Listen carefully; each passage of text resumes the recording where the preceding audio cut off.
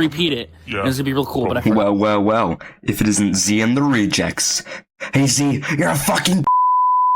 Hello guys, welcome to another video, and today I'll be showing you basic mechanics in Byte by Night. Little reminder, this guide is made not to make you win every single game, but rather kickstart your journey on this game.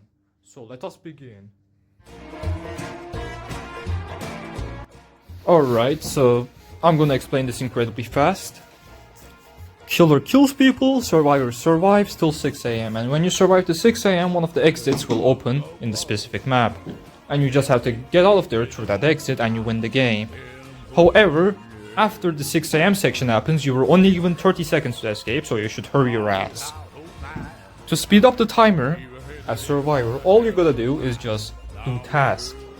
But this amount of time you pass by doing tasks is varied on the amount of tasks you have. If it's more than 5, you only get half an hour amount of time passed every single task.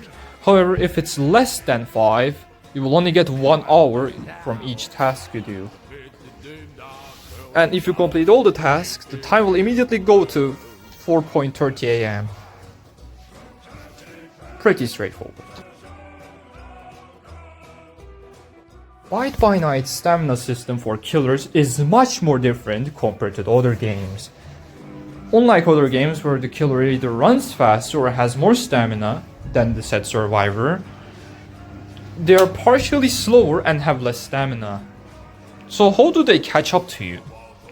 Well, this is backed up by the DSD, aka Decreased Stamina Drain system. How this works is that if you damage someone even with the littlest amount of damage, the killer will get their stamina drain reduced by 50% for 14 seconds. Meaning that, as a spring trap, if I hit somebody with my basic attack or they just get stuck in a bear trap, instead of having 70 stamina max, I would rather have 140 stamina instead, for only 14 seconds. After the 14 seconds, the stamina will go back to only maximum amount of drain. So your goal for killers should always be hitting one single attack and then snowballing right after it. For survivors, there's only one thing going for them other than the abilities, and that is the barricade system. All you have to do is that come close to a door and then press a button and you can barricade it. If the killer comes close to this barricaded door, they will punch the shit out of the door and then drain a bunch of its meter. If the killer bangs the door again while this meter is depleted, the door will immediately collapse, giving you end lag and making you take a free M1 damage. So how does the survivors deal with this? Well, it's simple. It's called a strat, I would like to call it, door dashing. How you do door dashing specifically? All you gotta do for door dashing is that you gotta go behind a barricade, make the killer punch it once and then leave the door immediately.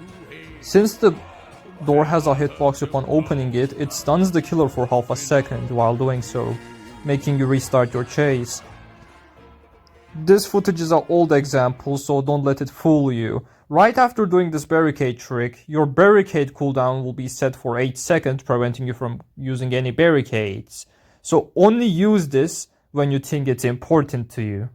Small disclaimer though, you can only do door dashing on the same door twice. Doing it for the third time will cause the door to break, making you lose the door. So count the amount of times the killer has banged the door. And that's pretty much it about all the basic game mechanics. Now I'm going to make some punk remixes, and if you really want an experienced guide, I recommend checking other channels, as this only explains the surface mechanics of this game that was not told to you.